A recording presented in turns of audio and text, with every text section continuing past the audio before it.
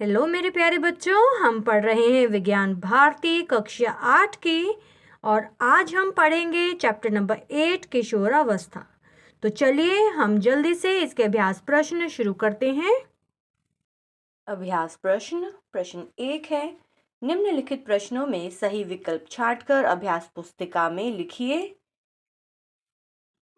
इसी में क है, किशोरावस्था की अवधि है अ 0 से 5 वर्ष, ब 6 से 11 वर्ष, स 11 से 19 वर्ष या द 20 से 50 वर्ष। तो बच्चों, किशोरावस्था की अवधि होती है 11 से 19 वर्ष। सही विकल्प है स। ख है, एस्ट्रोजन है अ अंतःस्रावी ग्रंथि, ब स्त्री हार्मोन, स पुरुष हार्मोन या द प्रजनन विधि। तो बच्चों, एस्ट्रोजन होता है स्त्री हार्मोन, ब विकल्प हमारा सही है। ग है, सामान्यतः ऋतुस्राव प्रारंभ होता है, विकल्प अ सही है 11 से 13 वर्ष में। फिर घ है, किशोरावस्था में स्वास्थ्य पोषण से संबंधित योजनाएं हैं अ समेकित बाल विकास कार्यक्रम, ब राष्ट्रीय बाल स्वास्थ्य कार्यक्रम, स सर्व शिक्षा अभियान ग्राम स्वास्थ्य पोषण दिवस, द उपरोक्त सभी।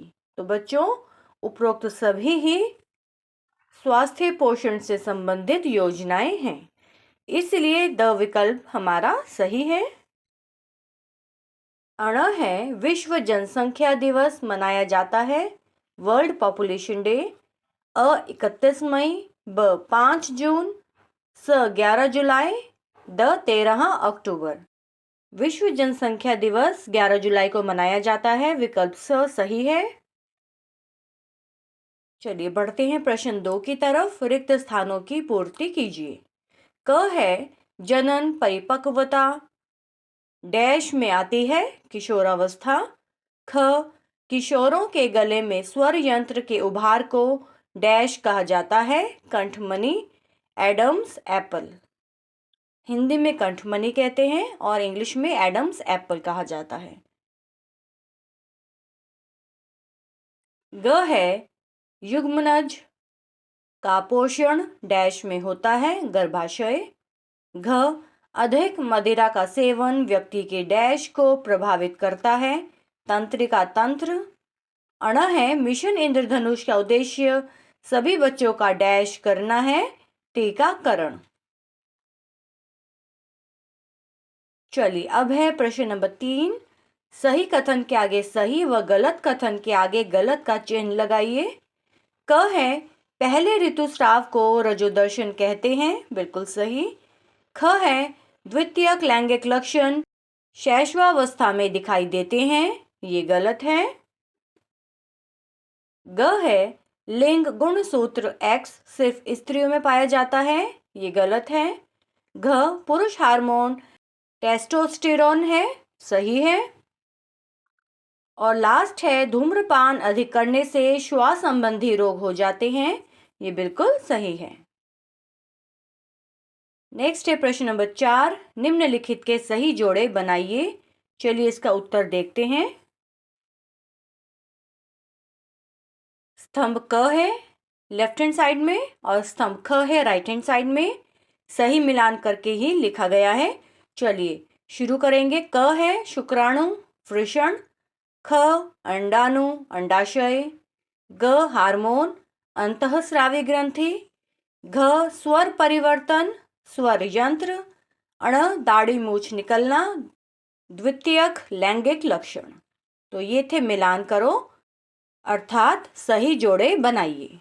चलिए प्रश्न नंबर 5 की तरफ। निम्नलिखित प्रश्नों के उत्तर दीजिए। इसी में क है, किशोरावस्था में होने वाले शारीरिक तथा मानसिक परिवर्तनों का उल्लेख कीजिए। आइए आंसर देखते हैं इसका। किशोरावस्था में शारीरिक परिवर्तन निम्नलिखित हैं। नंबर 1, लंबाई में वृद्धि हो जाती है। नंबर 2, स्वर में बदलाव आ जाता है। नंबर 3, जननांगों में परिपक्वता आ जाती है। और नंबर 4 है, श्वेत एवं तैल ग्रंथियों की सक्रियता बढ़ जाती है। अब है किशोरावस्था में मानसिक परिवर्तन। किशोरावस्था में व्यक्ति पहले की अपेक्षा अधिक सचेत, चिंतनशील, संवेदनशील, भावुक और स्वतंत्र हो जाते हैं। नेक्स्ट है ख, द्वितीयक लैंगिक लक्षण किसे कहते हैं तथा ये किस प्रकार नियंत्रित होते हैं। चलिए इसका आंसर हम देखते हैं। ऐसे लक्षण जो किशोरावस्था के समय विकसित होते हैं एवं पुरुष तथा स्त्री में अंतर को स्पष्ट करते हैं, द्वितीयक लैंगिक लक्षण कहलाते हैं। द्वितीयक लैंगिक लक्षण प्रत्यक्ष अथवा परोक्ष रूप से हार्मोन्स के द्वारा नियंत्रित होते हैं।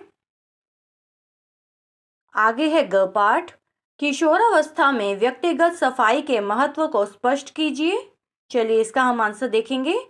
किशोरावस्था में स्वेद ग्रंथियों और तैल ग्रंथियों की सक्रियता बढ़ जाती है, जिससे शरीर से गंध आने लगती है। प्रतिदिन स्नान करते समय सभी अंगों की सफाई अच्छी तरह से करनी चाहिए। ऐसा नहीं करने से जीवाणुओं और कवकों द्वारा संक्रमण का खतरा बना रहता है एवं चर्म रोग, खुजली तथा अन्य रोग होने की आशंका बनी रहती है। घ है, युग्मनज में लिंग निर्धारण किस प्रकार होता है, समझाइए। उत्तर है, मनुष्य के प्रत्येक कोशिका के केंद्रक में 23 जोड़ा अर्थात 46 गुणसूत्र होते हैं, जिनमें से 22 जोड़े अर्थात 44 गुणसूत्र पुरुष और स्त्रियों में समान प्रकृति के होते हैं। 23वां जोड़ा लिंग गुणसूत्र है, जो एक्स और वाई के रूप में पहचाने जाते हैं। स्त्री में 2 XX गुणसूत्र होते हैं, जबकि पुरुष में एक X और एक Y गुणसूत्र होता है। यदि Y गुणसूत्र वाला शुक्राणु अंडाणु के साथ निषेचित होता है तो युग्मनज XY प्रकृति की होती है तथा नवजात शिशु लड़का होता है, जबकि X गुणसूत्र वाले शुक्राणु के साथ अंडाणु के निषेचन होने पर युग्मनज XX प्रकृति की होती है तथा नवजात शिशु लड़की होती है। अण है, किशोरावस्था में पोषण का क्या महत्व है। किशोर तथा किशोरियों के पोषण में सुधार लाने हेतु किए जाने वाले क्रियाकलाप पर प्रकाश डालिए। तो चलिए हम इसका आंसर देखेंगे। किशोरावस्था में पोषण का महत्व है। किशोरावस्था में पौष्टिक और संतुलित आहार देने से किशोर किशोरियों का तीव्र गति से शारीरिक एवं मानसिक विकास होता है तथा वे जीवन के सभी क्षेत्रों में अत्यधिक क्रियाशील रहते हैं। किशोर तथा किशोरियों के पोषण में सुधार लाने हेतु किए जाने वाले क्रियाकलाप इस प्रकार से हैं। विभिन्न प्रकार के स्वास्थ्य पोषण योजनाएं सरकार द्वारा संचालित हैं, जो निम्नलिखित हैं। ICDS समेकित बाल विकास कार्यक्रम, वृद्धि निगरानी, अनुपूरक पोषाहार, स्वास्थ्य जांच व पोषण स्वास्थ्य परामर्श, किशोरी व गर्भवती मां की देखभाल, ये सभी समेकित बाल विकास कार्यक्रम के अंतर्गत आते हैं। फिर नेक्स्ट है स्वास्थ्य विभाग, इसके अंतर्गत टीकाकरण, और लास्ट में है राष्ट्रीय बाल स्वास्थ्य कार्यक्रम, इसके अंतर्गत स्वास्थ्य परीक्षण। नेक्स्ट है च, धूम्रपान एवं मादक द्रव्यों से होने वाले दुष्प्रभावों का वर्णन कीजिए। चलिए इसका आंसर हम देखेंगे। धूम्रपान एवं मादक द्रव्यों से होने वाले दुष्प्रभाव इस प्रकार से हैं। बीड़ी, सिगरेट, तंबाकू, गुटखा, खैनी, शराब आदि का सेवन करने से आंतरिक अंगों जैसे यकृत, फेफड़े आदि को क्षति पहुंचती है। ये जीवन के लिए घातक भी हो सकते हैं। इनके अधिक प्रयोग से व्यक्ति की सोचने समझने की शक्ति भी शून्य हो जाती है। व्यक्ति अनेक प्रकार की बीमारियों जैसे कैंसर, अवसाद, घबराहट, बेचैनी आदि से ग्रसित हो जाता है। धूम्रपान करने से श्वास संबंधी विभिन्न रोग भी हो जाते हैं। नेक्स्ट है 6 पाठ, जनसंख्या वृद्धि के कारण तथा उससे होने वाले कुप्रभाव को समझाइए। उत्तर है, जनसंख्या वृद्धि के कारण नंबर 1 है देश की गर्म जलवायु, नंबर 2 कम उम्र में विवाह, नंबर 3 है विवाह की अनिवार्यता, नंबर 4 यौन शिक्षा का अभाव और नंबर 5 है परिवार नियोजन के उपायों की सीमित जानकारी इत्यादि।